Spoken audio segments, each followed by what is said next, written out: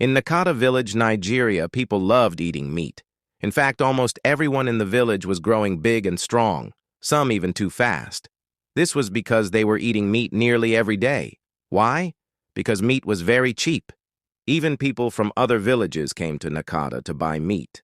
Rich men who passed through would stop their big cars just to buy meat from James's butchery. James was the main butcher in the village, and his meat was always fresh, soft, and affordable. But there was something strange. Nobody really knew why James's meat was so cheap, and no one knew why James always prepared and cut his meat at night when everyone was sleeping. Some people started talking. A few villagers even refused to buy meat from James. They said they had heard gossip, like James was mixing cow meat with some other kind of meat. Some said it might be meat from another animal, or even something worse, but they were too afraid to say it out loud. One evening, two village men, Baba Shehu and Okan the tailor, sat down under a tree and talked. They were both worried. "Shehu," said Okan, scratching his beard, "don't you find James's meat too soft? It has no bones. It doesn't feel like cow or goat meat." "You are right," Shehu replied. "Even goat meat is harder. This one is soft like boiled yam." They decided to find out the truth. So they made a plan. The next morning they would go very early to James's butchery to see what kind of meat he was preparing before anyone else got there. Before the sun came up, while the birds were still sleeping, Shehu and Okan were already sitting quietly near the butchery. They had brought hot porridge and sat on a bench pretending to just be early risers. James had not yet opened his shop. After a while, James came walking down the road. He was carrying a black plastic bag in one hand and a bunch of keys in the other. He looked surprised to see Shehu and Okan, but then gave them a big smile. "Ah, my brothers, you are early today. You want the freshest meat, eh?" he said happily. "Yes," Shehu replied. "We came to buy meat before it finishes." James opened the butchery and let them inside. Everything looked clean, but something didn't smell quite right. It wasn't bad, just different. "We want 2 kilograms of meat," Okan said. James bent down, opened a box, and brought out some red meat. It looked very fresh, soft, and juicy, but strangely, it had no bones at all. Shehu touched the meat and looked confused. "This meat is too soft," he said. "It feels like boiled bread." Okan picked up a piece and sniffed it. "What part of the cow is this? Is it leg, chest, or back?" James laughed. "Oh, my friends, you don't know premium meat. This is from the neck and the softest part." "Neck?" Shehu said. "Even cow neck is not this soft." James grinned. "My cows are different. I feed them special grass. I even play gospel music for them at night. They are happy cows." "Gospel music?" Okan repeated, looking shocked. "Yes," James said. "Happy cows give soft meat." But Shehu was looking at something else. Below the table, he saw a black plastic bag, the one James had brought. Something round was pressing against the plastic. It looked like a head. "James, what is in that bag?" Shehu asked. James quickly kicked the bag under the table. "Oh, that? It's just a cow head. Special kind," he said. "It looks like a human head," Okan whispered to Shehu. "Bring it here. Let us see," Okan asked James. "Ah, no, that cow was shy. Even when alive, it didn't like people staring," James said jokingly. Okan and Shehu didn't laugh. They just stared at him. James tried to explain more. He said the meat was soft because of how well he treated the cows. He said people were only spreading lies because they were jealous of his business. "Don't listen to the gossip," he told them. "Those are other butchers trying to bring me down." Okan and Shehu nodded slowly, but they were still not sure. James gave them the meat in a bag, expecting payment. But Shehu suddenly said, "Ah, we forgot our money at home." "Yes," Okan added quickly. "We left in a hurry." James looked at them for a moment, then smiled. "No problem, my friends. Just come back with the money later." "Oh, we'll come," Okan said as they walked away. both of them feeling nervous. The moment they turned the corner, the two men started walking fast, almost running. They didn't say a word until they were far away. Later that day, a woman named Mama Patience came from another village. She was wearing a bright yellow wrapper and carrying a basket. She walked into the village looking confused. She met a group of men sitting under a tree and asked, "Please, where is James's butchery?" One of the men looked up and asked, "Why do you want that one?" "There are many butcheries here," Mama Patience smiled. "I want his. His meat is very soft and cheap. I came all the way just to buy from him. Last time I bought it, my children even licked the bones." The men laughed. "Are you sure it's really cow meat?" one asked. "Yes, of course," Mama Patience answered. "What else could it be?" One of the men looked at her closely and said, "Madam, in Nakata village, even soft drinks are not always what they say. Be careful." Mama Patience looked confused, but laughed it off. Meanwhile, back in the village, people were still eating James's meat with joy. They would buy it, roast it on firewood, and eat it right there at the butchery. Some people didn't even bother cooking food. Just the meat was enough. "Honey, I bought meat from James," one man shouted as he entered his house. "No need to cook rice. Just bring pepper and salt." The meat was so tasty that people forgot all the gossip. Even children chewed it happily and licked their fingers. But the whispers didn't stop. "Shehu and Okan said the meat is too soft," someone said at the well. "I heard it has no bone," another replied. "Do cows now come with no bones?" A third laughed. The village kept eating, but the questions were growing. One night something strange happened, something that shocked the whole village, and what happened might stop you from buying meat anywhere you find. It was Easter Sunday in Nakata village, a day of prayer, celebration, and plenty of food. The air was filled with laughter, the smell of spices, and the sound of clanging cooking pots. But above all, there was one thing almost every woman in the village said that day. "I must go and buy meat from James's butchery." "Why?" one woman asked another. Because his meat is soft like ripe banana, fresh, cheap, and has only small bones.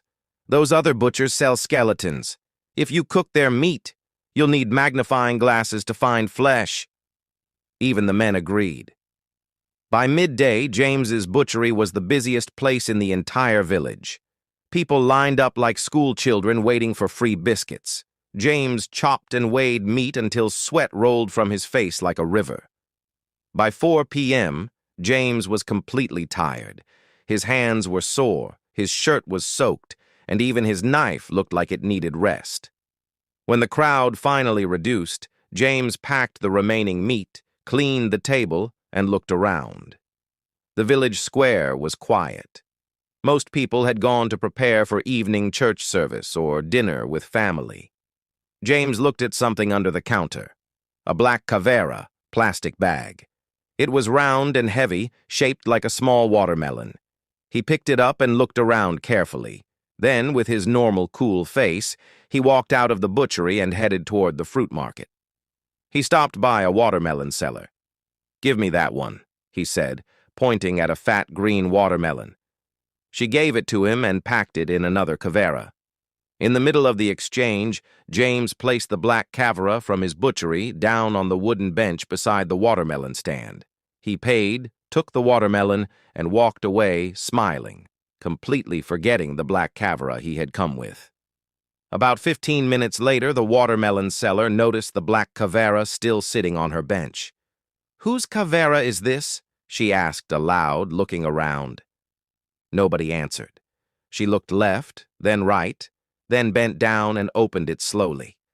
The moment she saw what was inside, she gasped and jumped back like she had stepped on hot charcoal.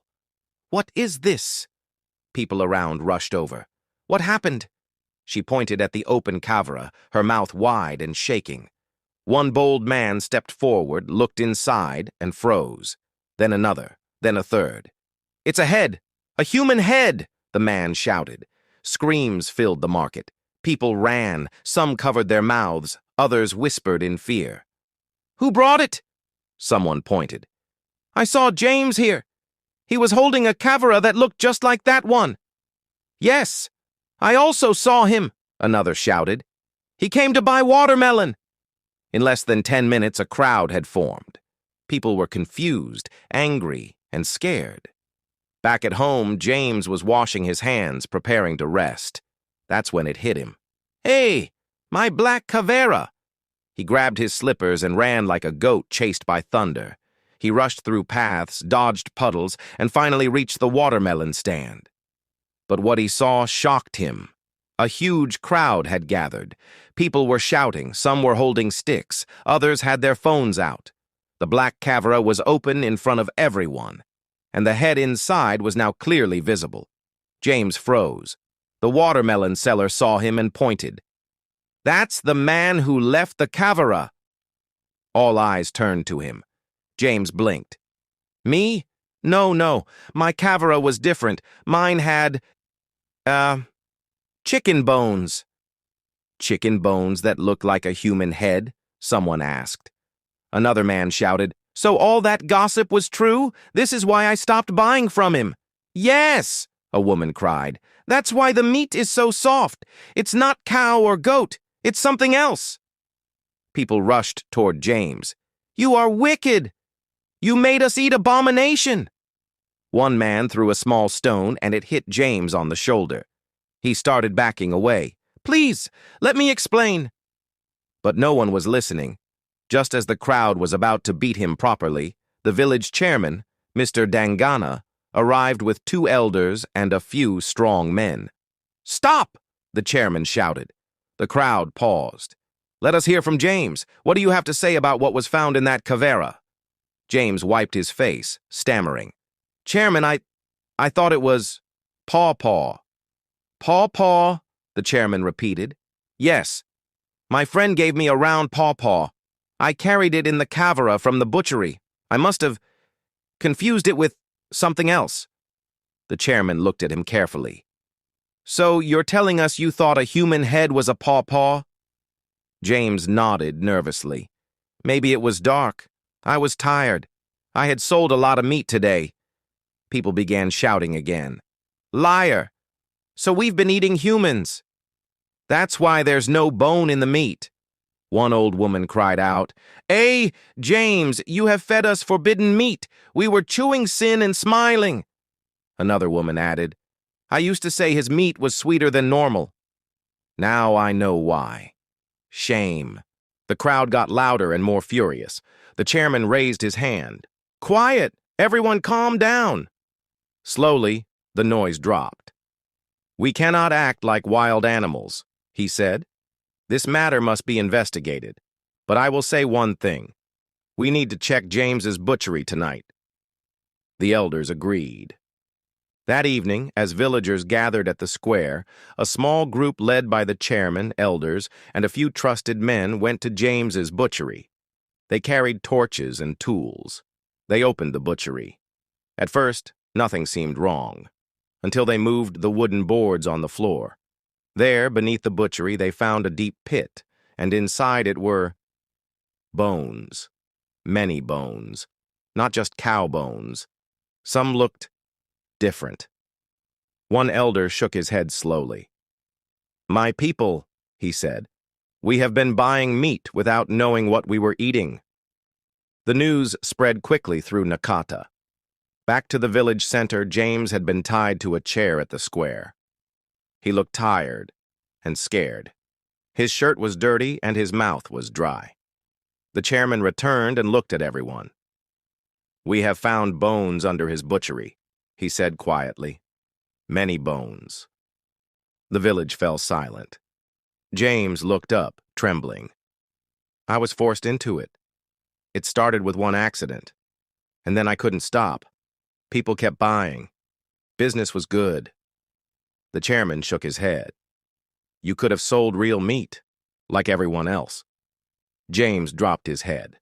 A woman from the back shouted, "This is why his meat was so soft, so tender. We have been eating abomination."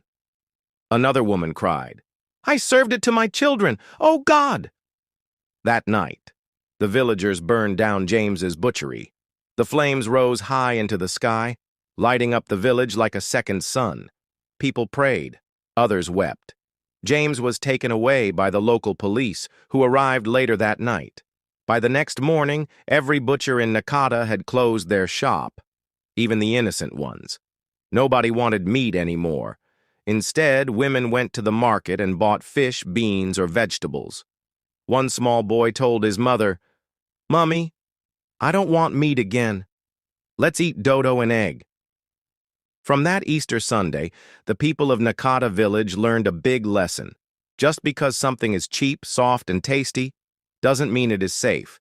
And as for James, nobody ever saw him again. But whenever anyone in Nakata sees meat with no bone, they look at it twice and whisper, "Hope this one didn't study at James's butchery." After James was arrested on Easter Sunday, the police didn't waste time. The next morning, a team of officers went straight to his house, a large compound at the edge of Nakata Village. People had always wondered how a butcher could afford such a fine home, with 3 bedrooms, iron gates, and even a satellite dish. The police searched the house thoroughly. In the back room, they found old bones, blood-stained Kavera bags, and large knives hidden under the bed. Some bones looked human. Others were mixed.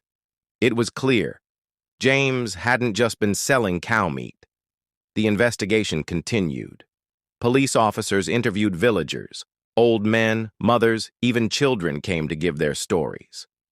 "His meat was soft like boiled yam," one woman said. "No bones at all," added another. "Even goat meat has bones. We only saw him slaughtering 1 or 2 cows, but the meat he sold was too much for just that," said Baba Shehu. Some villagers explained how James would always bring meat to the butchery at night. He said it was to keep it fresh. But now, they began to think. Maybe that nighttime work was to hide the truth. "We have been eating shame," an elder cried. And what shocked people the most was this. James would sometimes carry meat with bones home and bring back boneless meat to sell. What kind of exchange was that? No one could explain it. But now everything was clear. Something dark had been happening. 3 powerful lessons. 1. Not everything cheap is a blessing. Some things come at a great cost. James's meat was cheap, soft, and always available. But in the end, it cost the village their peace, dignity, and health. Proverbs 14:12, KJV.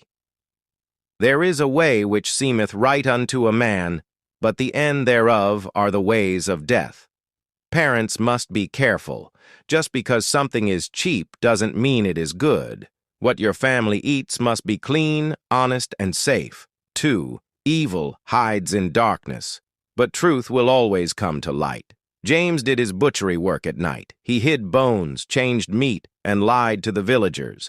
But on Easter Sunday the truth was revealed, and it was too late to undo the damage. Luke 8:17, KJV. For nothing is secret that shall not be made manifest, neither anything hid that shall not be known and come abroad. Be careful what you allow in your home. What enters your pot enters your life. 3. A parent's role is to protect. Don't feed your family blindly. Mothers and fathers were giving James's meat to children, cheering as they ate what they didn't understand. We must not feed our families carelessly. 1 Timothy 5:8, KJV. But if any provide not for his own, and specially for those of his own house, he hath denied the faith. Providing includes checking what you feed them. Ask questions. Choose wisely. Cheap things can be very expensive later. If you enjoyed this story and want more eye-opening tales like this, don't forget to subscribe. Stay updated with powerful lessons, real-life drama, and African village mysteries that will leave you thinking. Click subscribe and join the journey today.